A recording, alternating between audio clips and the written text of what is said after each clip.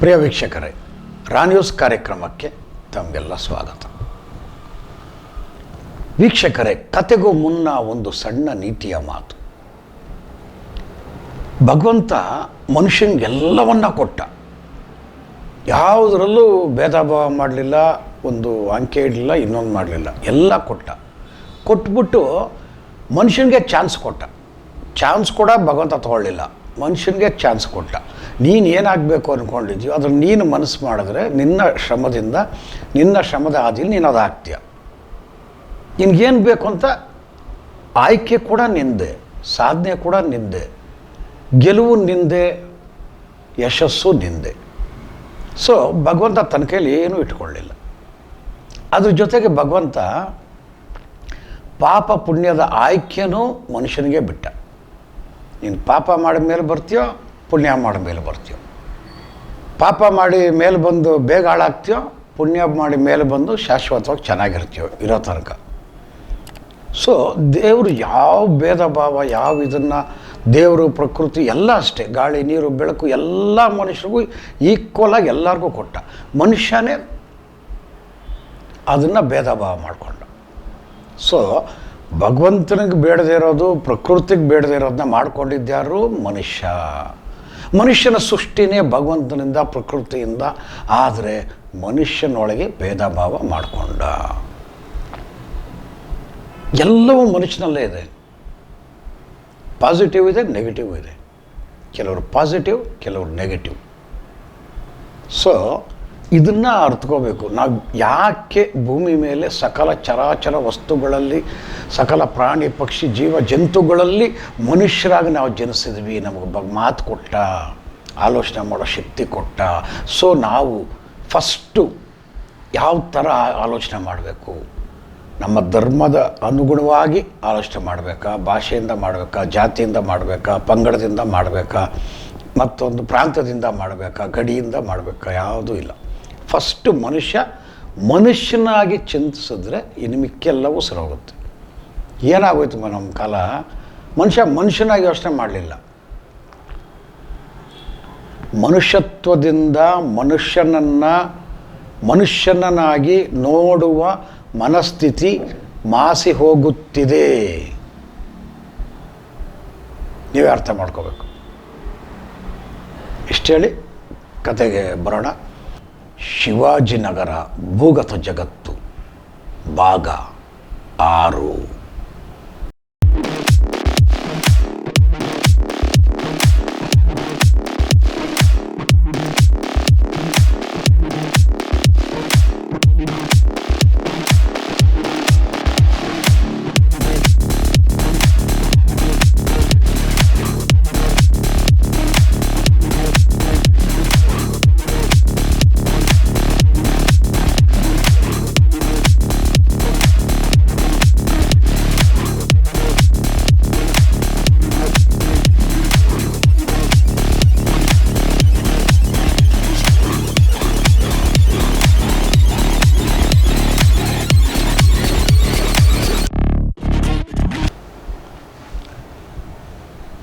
ಅವತ್ತು ರಾತ್ರಿ second show ಬೆಂಗಳೂರಿನ ಅಲ್ಸೂರಿನಲ್ಲಿರ್ತಕ್ಕಂತಹ ಮುಖ್ಯ ರಸ್ತೆಯಲ್ಲಿರ್ತಕ್ಕಂತಹ ಲಿಡೋ ಥಿಯೇಟರ್ನಲ್ಲಿ ನಯೀಮ್ ಅಬುಷರ್ ಅಲಿಯಾಸ್ ಸ್ನೇಕ್ ನಯೀಮ್ ಮತ್ತು ಅವನ ಮಗ ಕೂತ್ಕೊಂಡು ಸಿನಿಮಾ ನೋಡ್ತಾ ಇದ್ದಾರೆ. ಯಾವ ಕ್ಷಣ ಸ್ನೇಕ್ ನಯೀಮ್ ಮತ್ತು ಅವನ ಮಗ ಥಿಯೇಟ್ರಲ್ಲಿ ಕೂತ್ಕೊಂಡು ಸಿನಿಮಾ ನೋಡ್ತಾ ಇರ್ತಾರೋ ಅದೇ ಟೈಮ್ಗೆ ಆ ಮೆಸೇಜ್ ಸೀದಾ ಅಲ್ಸೂರಿನ ಥಿಯೇಟ್ರಿಂದ ಹಿಡಿದು ಬಾಯಿಂದ ಕಿವಿಗೆ, ಕಿವಿಯಿಂದ ಬಾಯಿಗೆ ಅಲೆಯಾಗಿ ಬಂದು ಕಡೆಗೆ ಆ ದೈತ್ಯ ವ್ಯಕ್ತಿಗೆ ಮುಟ್ಟುತ್ತೆ. ಆಂಡ್ ಹಿ ವಾಸ್ ಕೋಳಿ ಫಯಾಜ್.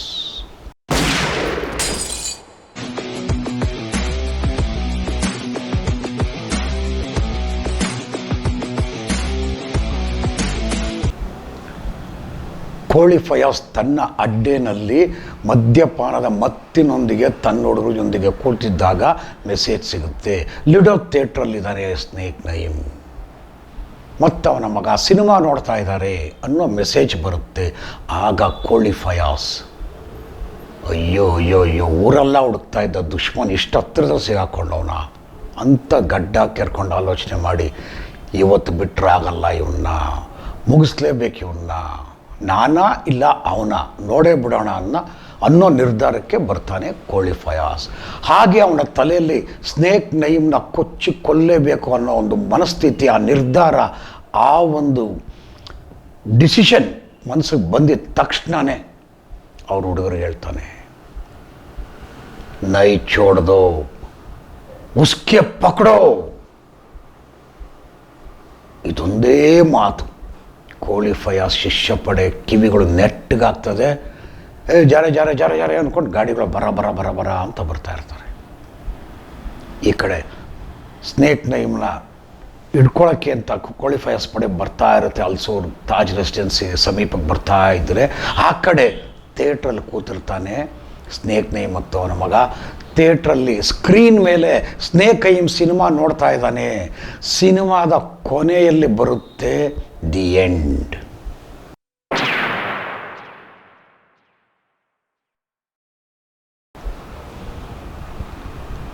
ಯಾವ ಸ್ನೇಕ್ ನಯೀಮ್ ಸ್ಕ್ರೀನ್ ಮೇಲೆ ದಿ ಎಂಡ್ ಅಂತ ನೋಡ್ತಾನೆ ಅವನಿಗೆ ಗೊತ್ತಿರಲ್ಲ. ದಿ ಎಂಡ್ ಅನ್ನೋದು ಸ್ಕ್ರೀನ್ ಮೇಲೆ ಮಾತ್ರ ಅಲ್ಲ, ಸ್ನೇಕ್ ನಯೀಮ್ ಲೈಫ್ ಸಿನಿಮಾದಲ್ಲೂ ದಿ ಎಂಡ್. ಇನ್ನು ಕೆಲವೇ ಹೊತ್ತಿಗೆ ಕೋಳಿ ಫಯಾಜ್ನ ಪಡೆ ಅವನನ್ನು ಅಪಹರಿಸುತ್ತೆ, ಕಿಡ್ನ್ಯಾಪ್ ಮಾಡ್ತಾರೆ, ಚಿತ್ರಹಿಂಸೆ ನೀಡ್ತಾರೆ. ಮರುದಿವಸ ಸೂರ್ಯ ಹುಟ್ಟಿದ ಕೆಲವೇ ಗಂಟೆಗಳಲ್ಲಿ, ಸನ್ರೈಸ್ ಆದ ಫ್ಯೂ ಅವರ್ಸ್ಗೆ ಅವನು ನಟ್ಟ ನಡು ರಸ್ತೆಯಲ್ಲಿ ಕೊಲೆ ಆಗ್ತಾನೆ ಅನ್ನೋ ವಿಚಾರ ಸ್ನೇಕ್ ನಯೀಮ್ ಗೊತ್ತಿರಲ್ಲ, ಕಲ್ಪನೆಯೂ ಇರೋದಿಲ್ಲ. And countdown starts from here.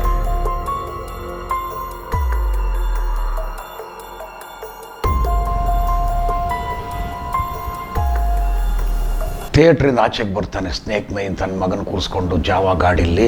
Java ಗಾಡಿ ಸೀದಾ ಬಂದು ರೈಟ್ ಹೊಡೆದು ತಾಜ್ ರೆಸಿಡೆನ್ಸಿ ಹತ್ರ ಬರೋ ಅಷ್ಟೊತ್ತಿಗಾಗಲೇ ಕೋಳಿ ಫಯಾಜ್ ಪಡೆ ಕಾಯ್ತಾ ಇರ್ತಾರೆ. ಒಂದು ರಣ ಬೇಟೆಗೆ ಮುನ್ನ ಮಾಡುವ ಕಿಡ್ನ್ಯಾಪ್ಗೆ ಮುಹೂರ್ತ ಇಟ್ಟಿರ್ತಾರೆ. ಅವತ್ತು ಏನಾದರೂ ಸ್ನೇಕ್ ನಯೀಮ್ ಜೊತೆ ಅವ್ರ ಮಗ ಇರಲಿಲ್ಲ ಅಂದಿದ್ರೆ ಬಹುಶಃ ಚಿಕ್ಕವನ ಮಗ, ಬಹುಶಃ ಸ್ನೇಕ್ ನಯೀಮ್ ಎಸ್ಕೇಪ್ ಆಗ್ಬಿಡ್ತಾ ಇದ್ದ. ಎಷ್ಟೇ ಜನ ಬಂದಿದ್ರು ಒಡೆದು ಬಡ್ದು ಅಥವಾ ಗಾಡಿಲೇ ಚೇಸಿಂಗ್ ಮಾಡ್ಕೊಂಡು ಏನೋ ಒಂದು ಸೀನ್ ಆಗಿರೋದು ಏನೋ ಗೊತ್ತಿಲ್ಲ. ಅಂದರೆ ಸ್ನೇಕ್ ನಯೀಮ್ಗೆ ಇದ್ದಂಥ ಕೆಪಾಸಿಟಿ ಆಧಾರವಾಗಿ ಹೇಳ್ಬೇಕಂದ್ರೆ. ಆದರೆ ಮಗ ಇದ್ದ, ಮಗ ಇರಬೇಕಾದ್ರೆ ಏನಾಗುತ್ತೆ, ಒಂದು ಕಡೆ ರೋಷ ಇದ್ದರೆ ಇನ್ನೊಂದು ಕಡೆ ಸೆಂಟಿಮೆಂಟ್ ಇರುತ್ತೆ.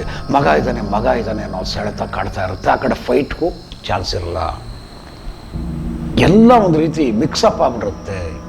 ಸೊ ಸ್ನೇಕ್ ನಯೀಮ್ ಬರ್ತಾ ಇರ್ತಾನೆ, ಅವನು ಅಡ್ಗಟ್ತಾರೆ, ಸುತ್ತಲೂ ಅಟ್ಯಾಕ್ ಮಾಡ್ತಾರೆ. ಮಗನ ಅವನ ಕಡೆ ಉಸ್ಸು ಚುಪ್ಕೆ ಬೈಟ್ ಅಂದ ತಕ್ಷಣ ಪಾಪ ಮಗು ಸುಮ್ಮನೆ ಆಗುತ್ತೆ. ಸ್ನೇಕ್ ನಯೀಮ್ನ ಕಿಡ್ನ್ಯಾಪ್ ಮಾಡ್ತಾರೆ. ಕೋಳಿ ಫಯಾಜ್ ಶಿಷ್ಯ ಪಡೆ ಸ್ನೇಕ್ ನಯೀಮ್ನ ಕಿಡ್ನ್ಯಾಪ್ ಮಾಡಿ ಸೀದಾ ಎತ್ತಾಕೊಂಡೋಗಿ ಕೋಳಿ ಫಯಾಜ್ ಮುಂದೆ ನಿಲ್ಲಿಸ್ತಾರೆ. ಶತ್ರು ತನ್ನ ಮುಂದೆನೇ ಬಂದು ನಿಂತಲ್ಲ ಅಂತ ಕೋಳಿ ಫಯಾಜ್ ಅಟ್ಟಹಾಸದಿಂದ ಮೆರಿತಾನೆ. ಶತ್ರು ಸಂಹಾರಕ್ಕೆ ಹಾತೊರಿತಾ ಇದ್ದಂತಹ ಕೋಳಿ ಫಯಾಜ್ ಅಟ್ಟಹಾಸದಿಂದ ನಗ್ತಾನೆ.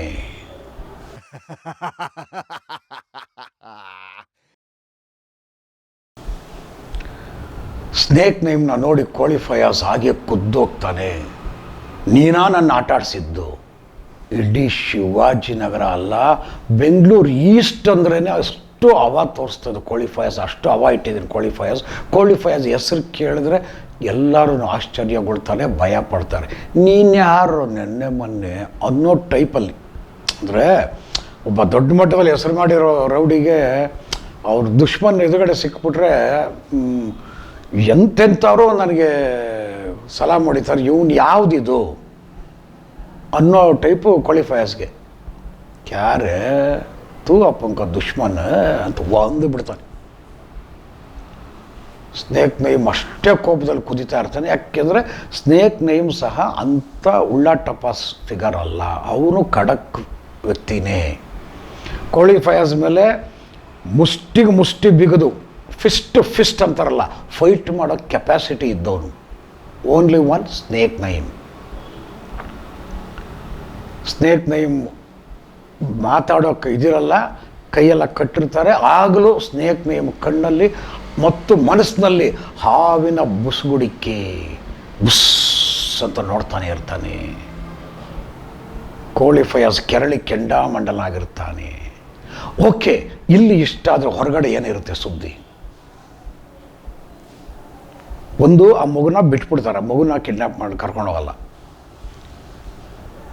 ಸ್ನೇಕ್ ನಯೀಮ್ನ ಕೋಳಿ ಫಯಾಜ್ ಕಿಡ್ನ್ಯಾಪ್ ಮಾಡಿದ್ದಾನೆ ಅನ್ನೋ ವಿಚಾರ ಇಡೀ ಈಸ್ಟ್ಗೆ, ಬೆಂಗಳೂರಿನ ಪೂರ್ವ ವಲಯದಲ್ಲಿ ಪೂರ್ತಿ ಸಂಚಲನ ಮೂಡಿಸಿರುತ್ತೆ. ಅಷ್ಟೇ ಅಲ್ಲ, ಪೊಲೀಸ್ ಇಲಾಖೆ ಎಚ್ಚೆತ್ತುಕೊಳ್ಳುತ್ತೆ. ಕೋಳಿ ಫಯಾಜ್ ಎತ್ತಾಕೊಂಡೋದ್ನ, ಹಾಗಾದ್ರೆ ಸುಮ್ಮನೆ ಬಿಡ್ತಾನ? ಹಾಗೆಲ್ಲ ಸುಮ್ಮನೆ ಬಿಡೋ ರೌಡಿನ ಅವನು ಕೋಳಿ ಫಯಾಜ್, ವ್ಯಾಘ್ರ ರಾಕ್ಷಸ ಅವನಿಂದ ಸ್ನೇಕ್ ನಯೀಮ್ನ ರಕ್ಷಣೆ ಮಾಡಲೇಬೇಕು, ಇಲ್ಲ ಅಂದರೆ ಸ್ನೇಕ್ ನಯೀಮ್ ಅಂತ್ಯವಾಗುತ್ತೆ ಅನ್ನೋದು ಪೊಲೀಸ್ ಇಲಾಖೆಗೆ ಪರೋಕ್ಷವಾಗಿ ಅವರ ಆಲೋಚನೆಯಲ್ಲಿ ಗೊತ್ತಾಗುತ್ತೆ. So fast wireless message to hole East.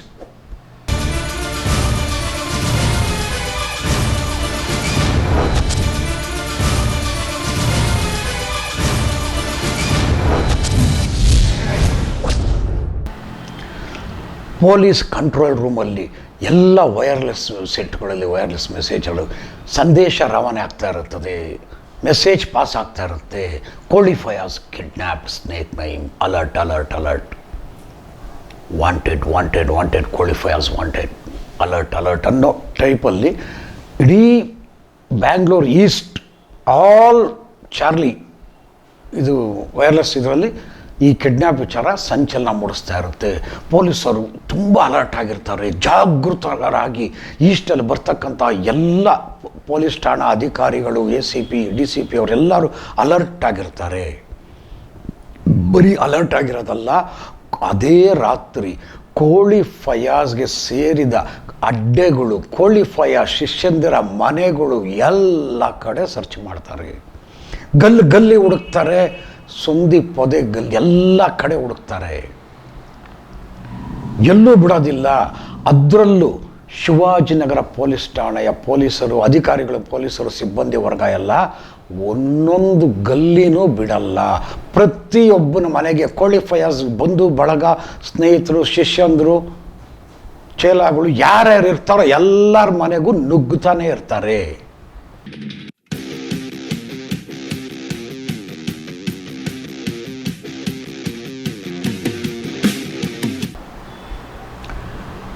ಕೋಳಿ ಫಯಾಜ್ ಸ್ನೇಕ್ ನಯೀಮ್ನ ಎಲ್ಲಿಗೆ ಎತ್ತಾಕೊಂಡು ಹೋಗಿರ್ತಾನೆ, ಯಾವುದನ್ನು ಹೈಡೌಟು ಅನ್ನೋ ಬಗ್ಗೆ ಪೊಲೀಸರು ಇಡೀ ರಾತ್ರಿ ಬೆಳಗಿನ ಜಾವ ತನಕ ಸುತ್ತಾರೆ. ಬರೀ ಶಿವಾಜಿನಗರ ಮಾತ್ರ ಅಲ್ಲ, ಸಂಬಂಧಿಸಿದ ಸುತ್ತಮುತ್ತಲಿನ ಅಲ್ಸೂರ್ ಪೊಲೀಸ್ ಠಾಣೆ ಆಗಿರ್ಬೋದು, ಶಿವಾಜಿನಗರ ಆಗಿರ್ಬೋದು, ಬಾನಸವಾಡಿ ಆಗಿರ್ಬೋದು, ಟೋಟಲ್ ಬಾನಸವಾಡಿ, ಕಮ್ಮನಹಳ್ಳಿ, ಲಿಂಗರಾಜಪುರ ಏನಿದೆಯೋ is to, Bangalore East totally police alert. ಅವರೆಲ್ಲರ ಕಣ್ಣಲ್ಲಿ ಅವನೊಬ್ಬನೇ ಇದ್ದಿದ್ದು ಅವನು ಹಿಡಿಲೇಬೇಕು. ಅವನ್ನ ಹಿಡಿದು ಅವನ ಕಪಿಮುಷ್ಟಿಯಲ್ಲಿ ಇರ್ತಕ್ಕಂತಹ ಸ್ನೇಕ್ ನಯೀಮ್ನ ಬಿಡಿಸ್ಬೇಕು ಅಂತ. ಆದರೆ ಎಲ್ಲರಕ್ಕಿಂತ ಚಾಣಾಕ್ಷನಾಗಿ ತಲೆ ಉಪಯೋಗಿಸಿರ್ತಾನೆ ಯಾರು? ಕೋಳಿ ಫಯಾಜ್.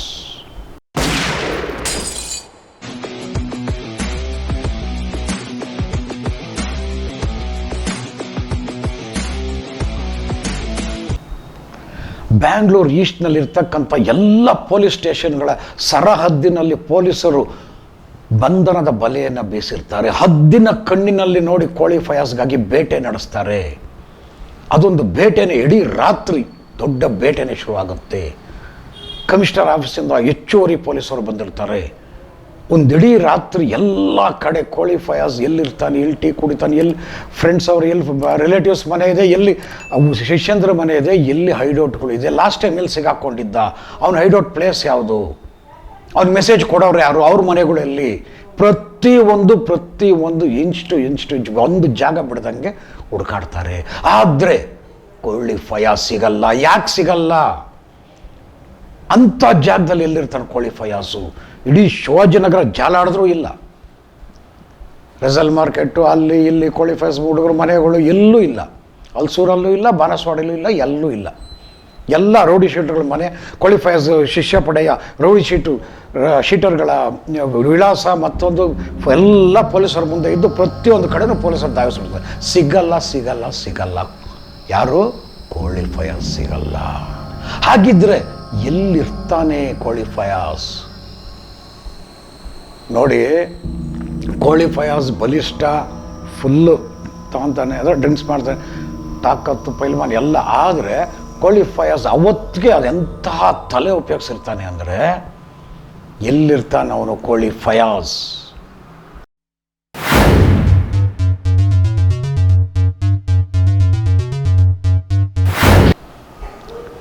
ಎಲ್ಲ ಕಡೆ ಪೊಲೀಸರು ಹುಡುಕ್ತಾ ಇರ್ತಾರೆ. ಅದರಲ್ಲೂ ಶಿವಾಜಿನಗರದಲ್ಲಿ ಹೆಚ್ಚುವರಿ ಪೊಲೀಸರು ಹುಡುಕ್ತಾ ಇರ್ತಾರೆ. ಹೋಟ್ಲು ಗೀಟ್ಲು ಎಲ್ಲ ಕಡೆ. ಕೋಳಿ ಫಯಾಜ್ ಇನ್ನೆಲ್ಲೂ ಹೋಗಿರಲ್ಲ. ಅವನ ಸರಹದ್ದು, ಅವನ ಅಡ್ಡೆರ ಲಿಮಿಟ್ಸ್ನ ದಾಟಿರಲ್ಲ. ನಂಬ್ತೀರಾ? ಜಸ್ಟ್ ಕೋಳಿ ಫಯಾಜ್ ತನ್ನದೇ ಕೋಳಿ ಅಂಗಡಿಲಿ ಇರ್ತಾನೆ. ಒಳಗಡೆ ಹೋಗಿ ಸ್ನೇಕ್ ನೇಮ್ನ ಕಟ್ಟಾಕಿ ಶಿಷ್ಯ ಪಡೆ ಇಟ್ಕೊಂಡು ಹೊರಗಡೆ ಬೀಗ ಹಾಕ್ಸಿರ್ತಾನೆ ಹುಡುಗರ ಕೈಯಲ್ಲಿ. ಒಂದು ಸಮ ಅದೇ ಕೋಳಿ ಫಯಾಜ್ ಕೋಳಿ ಅಂಗಡಿ ಸುತ್ತಮುತ್ತ ಹುಡುಕಿರ್ಬೋದು ಪೊಲೀಸರು, ಕೋಳಿ ಅಂಗಡಿ ಹುಡುಕಿರಲ್ಲ. ಇಷ್ಟೊತ್ತಲ್ಲಿ ಯಾಕೆ ಕೋಳಿ ಅಂಗಡಿ ಸೇರ್ಕೊತಾನೆ ಇವನು ಅನ್ನೋ ಭಾವನೆ ಅವ್ರದ್ದು. ಏನು ಯಾವ ರೀತಿ ಒಂದೊಂದು ರೀತಿ ಚಿಂತನೆ ಆಗುತ್ತೆ ಅಂದರೆ ತನಿಖಾಧಿಕಾರಿಗಳದು ಸಹಜ, ಇಟ್ಸ್ ಕ್ವೈಟ್ ಕಾಮನ್.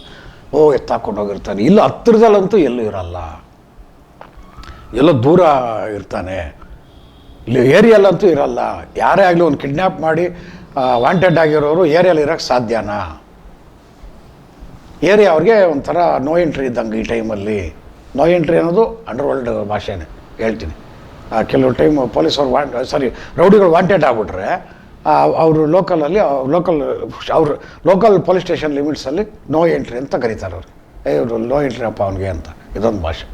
ಓಕೆ, ಕೋಳಿ ಫಯಾಜ್ ನೋಡಿ ತನ್ನ ಏರಿಯಾ ಬಿಟ್ಟು ಹೋಗಲ್ಲ, ತನ್ನ ಅಡ್ಡೆ ಬಿಟ್ಟು ಹೋಗಲ್ಲ, ತನ್ನದೇ ಅಂಗಡಿಯಲ್ಲಿ ಸೈಲೆಂಟಾಗಿ ಒಳಗಡೆ ಕೂತಿರ್ತಾನೆ. ಕೋಳಿ ಫಯಾಜ್ ಎದುರುಗಡೆ ಕೈ ಕಾಲು ಎಲ್ಲ ಕಟ್ಟಿದಂಥ ಸ್ನೇಕ್ ನೇಮ್ ಬಿದ್ದಿರ್ತಾನೆ.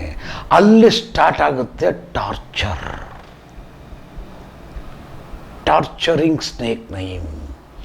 ಇದೇ ಸ್ನೇಕ್ ನೇಮ್ ಹಿಂದೆ ಕೋಳಿ ಫಯಾಜ್ ಶಿಷ್ಯರು ಏನೆಲ್ಲ ಹಿಂಸೆ ಕೊಟ್ಟಿದ್ದ ಅನ್ನೋದನ್ನ ಕೋಳಿ ಫಯಾಜ್ ಶಿಷ್ಯ ಪಡೆ ನೆನೆಸ್ಕೋತಾರೆ. ಕರೆಂಟ್ ಕೊಟ್ಟಿದ್ದಾಗಲಿ, ಸ್ಟೂಲ್ ಮೇಲೆ ಕೂರಿಸಿದ್ದಾಗಲಿ, ಇನ್ನೊಂದಾಗಲಿ ಎಲ್ಲ ನೆನೆಸ್ಕೋತಾರೆ. ಕೋಳಿ ಫಯಾಜ್ ಸಹ ಅಷ್ಟೇ. ನಮ್ಮ ಹುಡುಗರಿಗೆ ಹಂಗೆ ಹೊಡೆದಲ್ಲ, ಹಂಗೆ ಬಿಡ್ದಲ್ಲ. ಈಗ ನಾನು ಬಿಡ್ತೀನ? ಕೈ ನರ ಕಟ್, ಕಾಲು ನರ ಕಟ್, ಕೊಡಬಾರ್ದು ಚಿತ್ರಹಿಂಸೆ ಕೊಡ್ತಾನೆ. ಆ ನೋವಿಗೆ ಎಲ್ಲಿ ಆಕ್ರೋಶದಿಂದ ಜೋರಾಗಿ ಕೂಕ್ಕೋತಾನೋ ಕೋಳಿ ಸ್ನೇಕ್ ನೇಮ್ ಅಂತ ಹೇಳಿ ಅವನ ಬಾಯಿಗೆ ಅಲ್ಲೇ ಇದ್ದಂಥ ಕೋಳಿ ಪುಕ್ಕಗಳನ್ನ ತುರ್ಕಿರ್ತಾನೆ. ಸ್ನೇಕ್ ನೇಮ್ ಬಂಧನದ ಒಳಗೆ ಅಂದರೆ ಕೈ ಕಾಲ ಕಟ್ಟಿದ್ರು ಒಳಗಡೆನೆ ಬುಸ್ಕೊಡ್ತಾ ಇರ್ತಾನೆ ಕೋಪಕ್ಕೆ. ಎಲ್ಲ ರೀತಿ ಇಡೀ ರಾತ್ರಿ ಒಂದು ಕಡೆ ಪೊಲೀಸರು ಸರ್ಚಿಂಗ್ ಫಾರ್ ಕೋಳಿ ಫಯಾಜ್, ಇಲ್ಲಿ ಚಿಕನ್ ಅಂಗಡಿಲಿ, ಕೋಳಿ ಅಂಗಡಿಲಿ ಅದೇ ಕೋಳಿ ಫಯಾಜ್ ಟಾರ್ಚರ್ ಕೊಡ್ತಾ ಇರ್ತಾನೆ. ಅದೊಂದು ಕರಾಳ ಬಿಭತ್ಸ ರಾತ್ರಿ ಆಗಿರುತ್ತೆ ಸ್ನೇಕ್ ನೇಮ್ಗೆ. ಎಲ್ಲ ಹಿಂಸೆನ ತಡ್ಕೋತಾನೆ ಇರ್ತಾನೆ, ಹೊರಳಾಡ್ತಾ ಇರ್ತಾನೆ. ಕೋಳಿ ಫಯಾಜ್ ಅಂತೂ ತನ್ನ ಮನಸ್ಸಿನಲ್ಲಿ ಅಲ್ಲಿ ಗಂಟ ಸ್ನೇಕ್ ನೇಮ್ ಮೇಲೆ ಏನು ಕೋಪ ಇತ್ತೋ, ಏನು ಬೇಜಾರಿತ್ತೋ, ಆಕ್ರೋಶ ಇತ್ತೋ ಎಲ್ಲದನ್ನೂ ತೀರಿಸ್ಕೊತಾನೆ. ಮಾರೋ ಉಸ್ಕೆ ಅಂತ ಹುಡುಗರಿಗೆ ಹೇಳ್ತಿರ್ತಾನೆ, ಅವನು ಹೊಡಿತಾನೆ. ಪಡಿ ಅಂತ ಹೊಡಿತಾನೆ ಇರ್ತಾನೆ. ಕಡೆಗೆ ಕತ್ತಲು ಸರಿದು ಬೆಳಕು ಹರಿಯುತ್ತೆ, ಸೂರ್ಯೋದಯವಾಗುತ್ತೆ.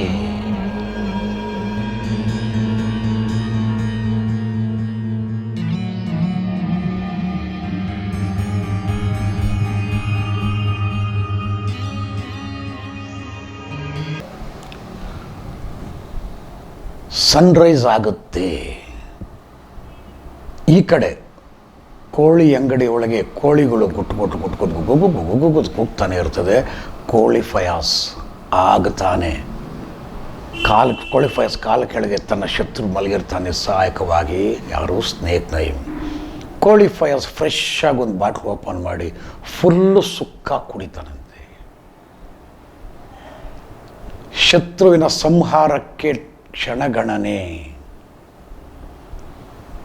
Count down starts for killing of my enemy ಅನ್ನೋದು ಕೋಳಿ ಫಯಾಜ್ ಮನಸ್ಸಲ್ಲಿ ಖುಷಿ ಮೂಡಿಸಿರುತ್ತೆ. ಫುಲ್ಲು ಸುಕ್ಕ ಬಾಟ್ಲು ಎತ್ಬಿಟ್ಟು ನೋಡಿ, ಕೋಳಿ ಫಯಾಜ್ ಮನ್ಸು ಮಾಡಿದರೆ ಅಲ್ಲೇ ಕೋಳಿ ಅಷ್ಟೊಂದು ಹಿಂಸೆ ಕೊಟ್ಟು ಅಲ್ಲೇ ಸಾಯಿಸ್ಬೋದಾಗಿತ್ತು. ದೊಡ್ಡ ವಿಚಾರ. ಸ್ನೇಕ್ ನೈಮ್ನ ಆಲ್ರೆಡಿ ಕೈಕಾಲೆಲ್ಲ ಕಟ್ಟಿರೋರನ್ನ ಸಾಯಿಸೋದು ದೊಡ್ಡ ವಿಚಾರ ಅಲ್ಲ, ಸಾಯಿಸ್ಬೋದಾಗಿತ್ತು. ಆದರೆ ಕೋಳಿ ಫಯಾಜ್ಗೆ ಅದು ಬೇಕಾಗಿಲ್ಲ. ಕೋಳಿ ಫಯಾಜ್ ಎಷ್ಟು ಕುಡ್ದಾಗ ರಾಕ್ಷಸ ಪ್ರವೃತ್ತಿಯವನಾಗಿರ್ತಾನೆ. ಅವನೇ ಕೆಲವು ಕಡೆ ಹೇಳ್ಕೊಂಡಂಗೆ ಕುಡ್ದಾಗ ತಾನೇ ಏನು ಮಾಡ್ತಾನೆ ಅನ್ನೋದು ಗೊತ್ತಾಗಲ್ಲ. ಮತ್ತು ಕೋಳಿ ಫಯಾಜ್ನ ಮತ್ತಿನ ಮನಸ್ಸಲ್ಲಿ ಕೋಳಿ ಫಯಾಜ್ ಮೇಲೆ ಕಣ್ಣಿಟ್ರೆ, ಕೋಳಿ ಫಯಾಜ್ ಮೇಲೆ ಕೈ ಇಟ್ಟರೆ, ಕೋಳಿ ಫಯಾಜ್ ಬಗ್ಗೆ ಮಾತಾಡಿದ್ರೆ, ಕೋಳಿ ಫಯಾಜ್ನ ಎದುರಾಕೊಂಡ್ರೆ ಏನಾಗುತ್ತೆ ದುನಿಯಾ ನೋಡ್ಬೇಕು. ಅದನ್ನು ಕೋಳಿ ಫಯಾಜ್ ಹವಾ ಇರೋ ಆ ದುನಿಯಾಗೆ ಗೊತ್ತಾಗಬೇಕು. ತನ್ನ ವಿರುದ್ಧ ಬಂದವ್ರ ಗತಿ ಏನಾಗುತ್ತೆ ಅನ್ನೋ ಗೊತ್ತಾಗಬೇಕು. ಇನ್ಯಾರು ಉಸಿರು ಎತ್ತಬಾರ್ದು ಕೋಳಿ ಫಯಾಜ್ ಬಗ್ಗೆ ಅನ್ನೋ ಒಂದು ಆಲೋಚನಾ ಭೂತ ಕೋಳಿ ಫಯಾಜ್ ಮನಸ್ಸಲ್ಲೂ ಬಂದಿರ್ಬೋದು. ಸೊ ಏನು ಮಾಡ್ತಾನೆ ಕೋಳಿ ಫಯಾಜ್? ಎತ್ಕೊಳ್ರ ಅವನ್ನ ಅಂತೇಳಿ ಒತ್ಕೊಂಡ್ಬಂದು ಸೀದಾ ನಟ್ಟ ನಡು ಸರ್ಕಲ್, ಶಿವಾಜಿನಗರದ ಸರ್ಕಲ್ನಲ್ಲಿ ನಟ್ಟ ನಡು ರಸ್ತೆಯಲ್ಲಿ ಹೆಗಲ ಮೇಲಿದ್ದ ಸ್ನೇಕ್ ನೈಮ್ನ ಕೆಡುತ್ತಾನೆ. ಜಾವದ ಬೆಳಿಗ್ಗೆ ಆಗ್ತಾನೆ ತಾಜ್ ಹೋಟೆಲ್ಗಳಲ್ಲಿ ಟೀ ಕುಡಿದಂತಹ ಜನ ತಮ್ಮ ಬೆಚ್ಚಗಾಗಿರೋ ಮೈ ಮತ್ತೆ ತಣ್ಣಗಾಯ್ತೇನೋ ಅಂತ ಮೈ ಮುಟ್ಟು ನೋಡ್ಕೊಳ್ಳೋ ಅಂಥ ದೃಶ್ಯ. ಬೆಳಿಗ್ಗೆ 9 ಗಂಟೆ, ಹಾಡ ಹಗಲೇ, ಉದಯಿಸಿದ ಸೂರ್ಯ ಇನ್ನೂ ನೆತ್ತಿಗೂ ಬಂದಿರಲ್ಲ. ನೆತ್ತಿ ಹತ್ತಿರಕ್ಕೆ ಹೋಗ್ತಾ ಇರೋ ಸಂದರ್ಭ ಅದು. ಪಡುವಣದಿಂದ ನೆತ್ತಿ ಎತ್ತ ಧಾವಿಸ್ತಾ ಇರೋಕ್ಕೆ ಸೂರ್ಯ. ಆ ಸೂರ್ಯನ ಬೆಳಕು ಕಿರಣಗಳಿಗೆ ಫಳ ಫಳ ಫಳ ಫಳ ಪಳಗುಟ್ಟುವ ತಲ್ವಾರ್ನ ತೆಗಿತಾನೆ ಯಾರು? ಕೋಳಿ ಫಯಾಜ್. ಯಾವ ಕೋಳಿ ಫಯಾಜ್ ಆ ತಲ್ವಾರ್ ತೆಗಿತಾನೋ, ದೊಡ್ಡ ತಲ್ವಾರ್ ರಾಂಗು, ಅಲ್ಲಿರ್ತಕ್ಕಂಥ ಜನ ಭಯ ಭೀತರಾಗಿ ನೋಡ್ತಾ ಇರ್ತಾರೆ. ಇದೇನು ನಾವು ನಿಜವಾಗ್ಲೂ ನೋಡ್ತಾ ಇದ್ದೀವೋ, ಸಿನಿಮಾ ನೋಡ್ತಾ ಇದ್ದೀವೋ ಅಂತ.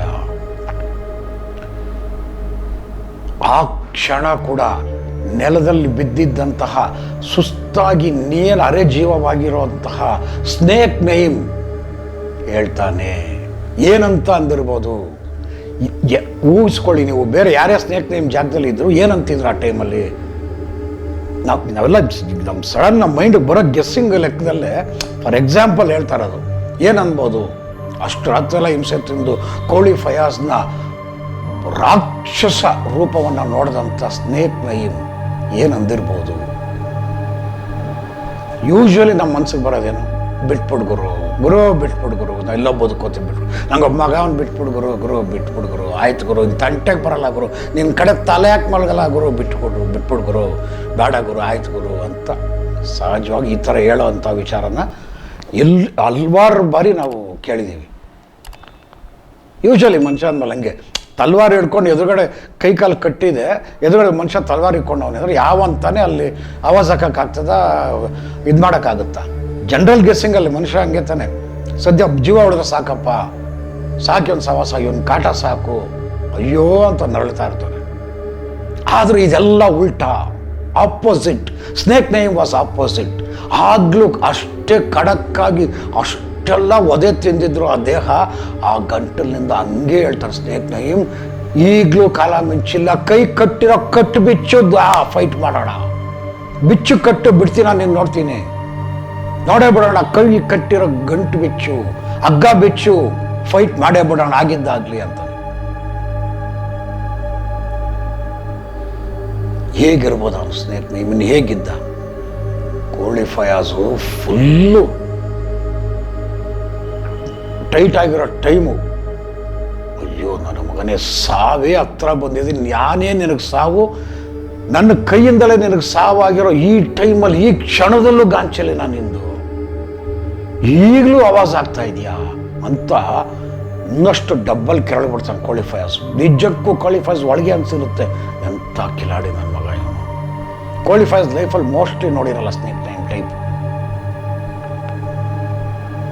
ಯಾವ ಕೈಯಲ್ಲಿ ತಲ್ವಾರ್ ಇರುತ್ತೋ ಹಾಗೇ ಸುತ್ತಮುತ್ತ ಒಂದು ಸಲ ನೋಡ್ತಾ ಇರ್ತಾನೆ ಕೋಳಿ ಫಯಾಜು. ನಟ್ಟ ನಡು ರಸ್ತೆಯಲ್ಲಿ ಕೋಳಿ ಫಯಾಜ್ನ ರೌದ್ರ ನರ್ತನ, ನೆತ್ತರ ನರ್ತನ ಅಂತಾರಲ್ಲ ಆ ರೀತಿ ಹಾಕಿ ಒಡೆದು ಕೋಳಿ ಫಯಾಜ್ ಸ್ನೇಕ್ ನೈಮ್ನ ಸಾಯಿಸ್ಬಿಡ್ತಾರೆ. ಎಲ್ಲರೂ ಮುಂದೆನೆ, ಪಬ್ಲಿಕ್ ಮುಂದೆ. ಇಷ್ಟೊತ್ತಿಗಾಗಲೇ ಪೊಲೀಸವರು ಅಲ್ಲಿ ಬಂದಿರ್ತಾರೆ, ಮುಂಚೆನೇ ಬಂದಿರ್ತಾರೆ. ಅಲ್ಲಿದ್ದಂಥ ಸಬ್ ಇನ್ಸ್ಪೆಕ್ಟರ್ ಒಬ್ಬರು ಕೋಳಿ ಫಯಾಜ್ಗೆ ಬೇಡ ಬೇಡ ಬೇಡ ಇದು ಮಾಡಬಾರ್ದು, ಇದು ತಪ್ಪು ತಪ್ಪು ಅಂತ ಎಷ್ಟು ಹೇಳಿದ್ರೆ ಚೋಡ್ದು ಹೋಗಿ ಅಂದ್ಬಿಟ್ಟು ಪೊಲೀಸ್ ವ್ಯಾನ್ಗೆ ಇದು ಮಾಡೋ ಆ ಜೀಪ್ನ ಮೇಡ್ಸೋಕ್ಕೆ ಹೋಯ್ತಾರೆ.